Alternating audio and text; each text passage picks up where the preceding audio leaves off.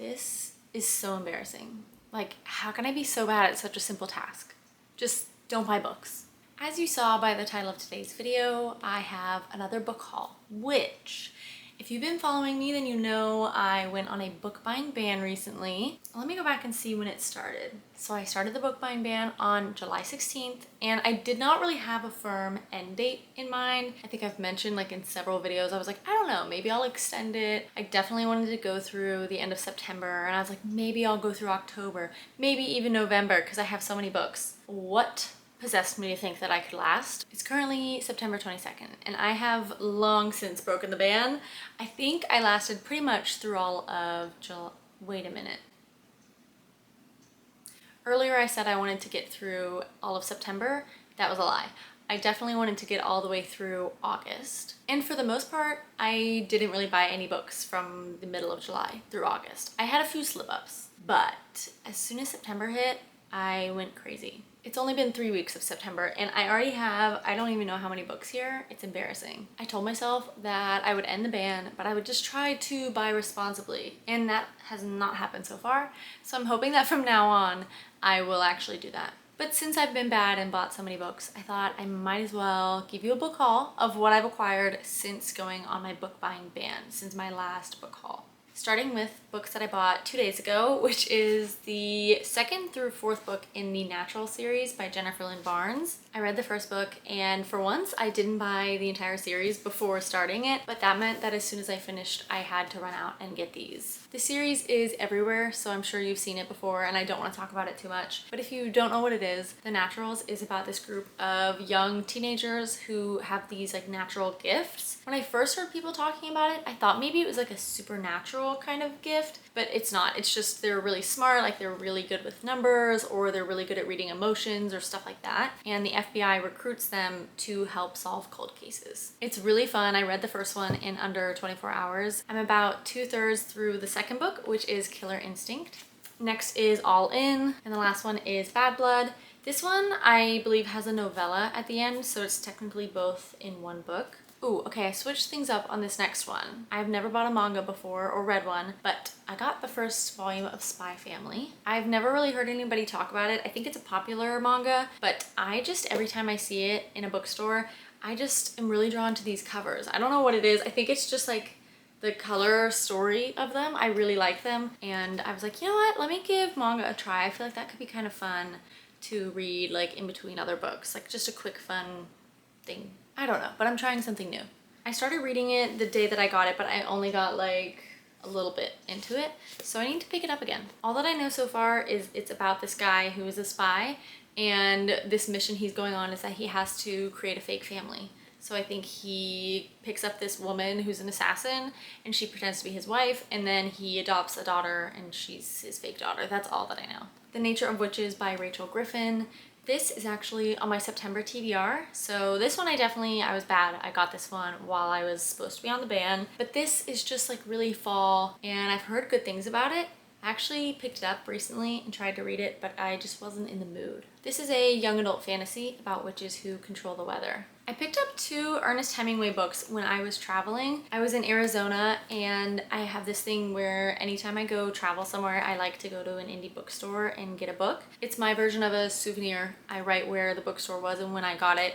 And even though I was on my ban, I was like, I still have to get some books. And I was with my parents, and my dad has been always telling me to read Hemingway, and they didn't have what I wanted. I think he writes The Old Man and the Sea, and I want to read that one, but this was all they had. The Green Hills of Africa and The Torrents of Spring, but they're both really short books, and like the font is huge. So this one for sure, like I could read this in probably 2 hours, if that. So I don't know if I'll like his writing or anything, but these were not a big commitment, so I got them. Also, this one has what I'm scared could be book mold, because I've been seeing people talk about that on TikTok. So if this looks like book mold, can you please let me know? What do I do if this is book mold? Now I want to separate it from the rest of my books so it doesn't transfer. I don't know how book mold works, but if it transfers, I don't want that. Moving on, I got None of This Is True by Lisa Jewell, which is her newest release. It's my first book that I've ever read by her. And this was actually my book club's book for this month. I have a book club that's meeting for the first time at the end of the month, So I had to get it. I had no choice. I had to buy it, and I've already read it, and I really enjoyed this, so I recommend. It was very fun. It's about these two women who meet randomly and find out that they're birthday twins. They were born on the same day at the same hospital, and they end up kind of striking up a friendship. One of them is a podcaster who has a series about women who have changed their lives. The other main character pitches her the idea of doing a podcast about her. She's like, I haven't changed my life yet, but I'm planning to change my life. So don't you want to document it? And at first the podcaster's like, that doesn't really sound interesting. Then she finds out some pieces about this other woman's life, and she's like, this is really interesting.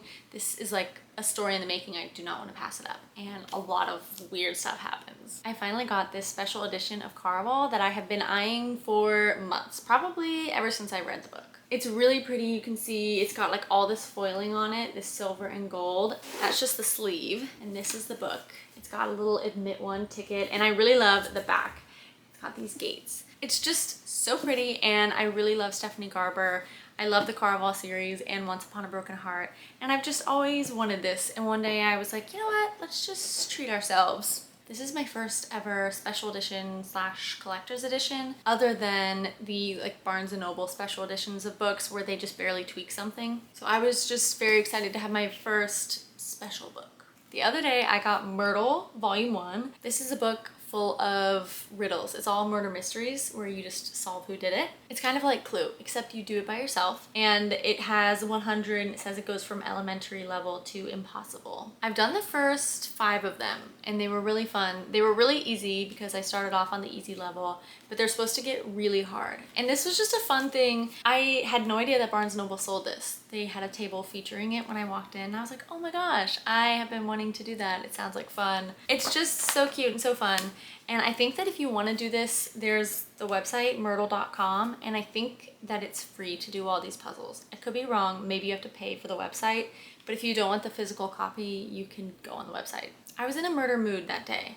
I also got Murder in the Family by Kara Hunter, and this was something I had seen on TikTok that day before I went into Barnes, and it happened to be on the buy one get one 50% off table, so I was very excited for it. This is a murder mystery where you are also trying to solve the murder.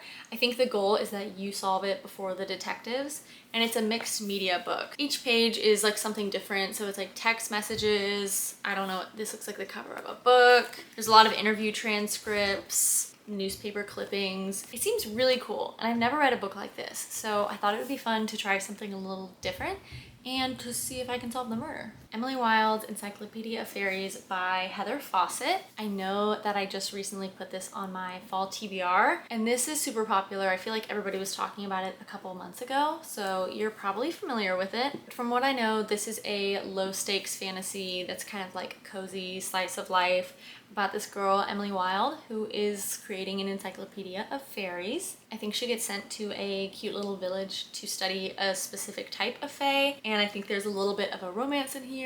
So I think that this will be a fun, cozy fall read. One for My Enemy by Olivia Blake. I got this on sale. It was 50% off at Barnes, and I was really excited. I think that this is the Barnes & Noble, like, whatever special edition. And I think that all of Olivia Blake's books have these really pretty, what do you call these? Oh, end papers, where they have illustrations on them. I don't know if it's just the Barnes & Noble exclusive editions, but I've heard that her other ones have this too. The hardcovers at least. But I've never read an Olivia Blake book, and I've heard that her writing is just really pretty. And this seems like another fall read because it's about witches. I think it's a modern day fantasy that takes place in New York City, and it's about these two rival families. I think it's based off of Romeo and Juliet. I want to reread all of the Hunger Games books before the prequel movie comes out in November. And I've only read the first one so far, but I have the second one. And recently I picked up the third one, which is Mockingjay, and then the prequel, The Ballad of Songbird and Snakes. I really enjoyed my reread of the Hunger Games, so I'm super excited to get to the other 3 books. I think I'll probably pick them up again in October. And if you're looking for the paperback version of The Ballad of Songbird and Snakes, I recommend checking Costco. I don't know if they still have it, but mine had it for $10. I finally picked up Bunny by Mona Awad, which I'm pretty sure this one was like an OG Book Talk book. This is a Mean Girls-esque book. I think a bunch of really messed up stuff ends up happening, and I feel like it's the kind of book that I just want to go into blind. But I think it's kind of dark academia, very much Mean Girls. It's like they start doing all this crazy stuff, and I've heard really good things about it and also really bad things about it. I feel like it's a love or hate kind of situation. But I saw it and I was like, you know what? I feel like it's time I finally pick this up. When will I read it? We'll have to see. This is totally random, but I finally picked up Kitchen Confidential by Anthony Bourdain. I love Anthony Bourdain, and I've always wanted to read this book. I don't know why I never think of it. I guess because it's not fiction, I never think to buy it. But last time I went to Barnes, I was on a mission to find this book and finally read it. Anthony Bourdain was a chef and like a cooking TV kind of guy. He had a few shows where he would travel and try different food and stuff, but he was also a really great chef. And this book is what propelled him to stardom. This, I think, is an expose on the cooking industry. He was like a nobody when he wrote it. It was this overnight sensation, and he went from just being a regular guy like this cook to having his own TV shows, a bunch more books, and I've just always wanted to read this and eventually probably read the rest of his books because I just really loved him. Ready Player One by Ernest Cline. It's actually one of my younger brother's favorite books of all time. He's probably read it like 5 times. And for some reason, I always see this at Half Price Books and I always want to pick it up, but then I think, no. The last time I was at Half Price Books, I caved and I got it. This is a sci-fi, I think. Yeah, so it's set in 2044 and it's kind of dystopian, like the world is a mess. And there's this virtual reality and it's called Oasis, and it's like this little utopia.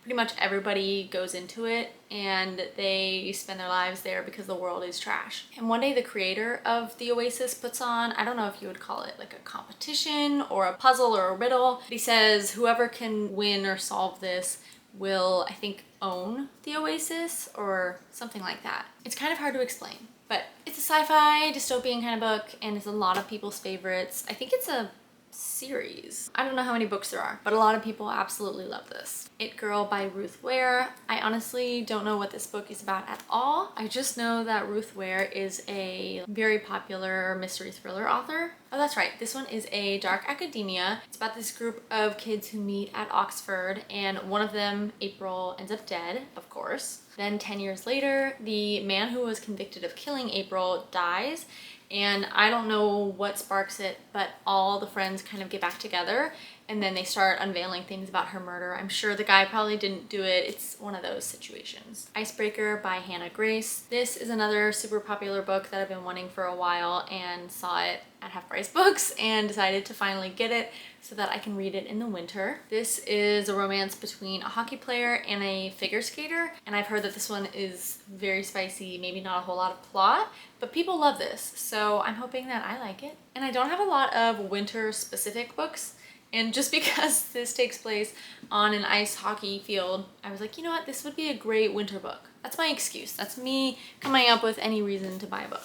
I bought way too many books that I'm excited about. This is my problem. Like, I have too many books that I really want to read. It's a good problem to have, but it's very overwhelming. Next, I got Truly Devious by Maureen Johnson, and this is a young adult mystery thriller. It's also a dark academia setting. It takes place at this academy that this really rich guy creates for gifted students, I think, and something happens. Let me see. Oh, the man who founded the school, his wife and daughter were kidnapped. He's left this message that is signed Truly Devious, and it just goes through solving the crime, I think. But I know it's a trilogy. Correct me if I'm wrong. Maybe there's more than that, but it's at least got 3 books and people really love this. I read the first chapter while I was in Barnes, and I think I'll like this. It seemed fun. I got this on the same day. I was really in a YA mood, I guess. And I got The Prison Healer by Lynette Noni. This is having a moment right now. Everyone seems to be reading and loving this series. So of course I just could not help myself. This is a fantasy about this girl Kiva who is living in this prison. It's like a maximum security, nobody who goes to this prison really ever ends up coming out kind of place. And she's in prison. She's not like a guard or anything, but she is the prison healer. And this rebel queen ends up getting sent to the prison. She's supposed to compete in some sort of trial, but she's sick. And so as the healer, she's like, I can't let you go compete in this.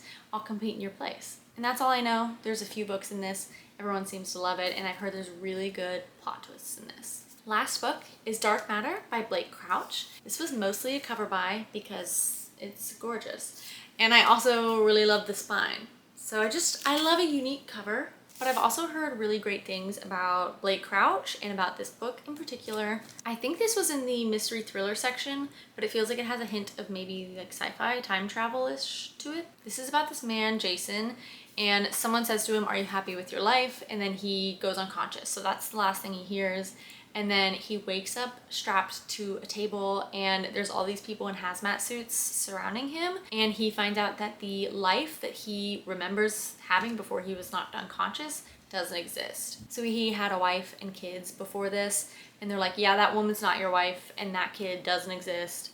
And so this is about him figuring out like what the heck happened. And he's like, what's real? Is my family that I remember having real, or is this new family that people say I have, is that real? So I think it's a very mind-twisting kind of book, and I really enjoy books like that.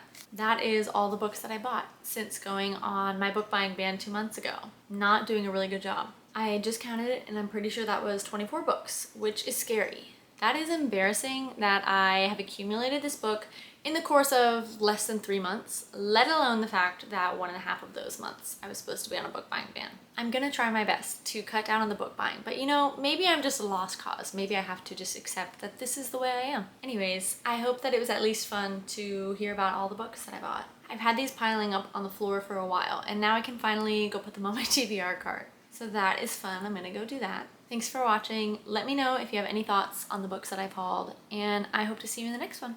Bye!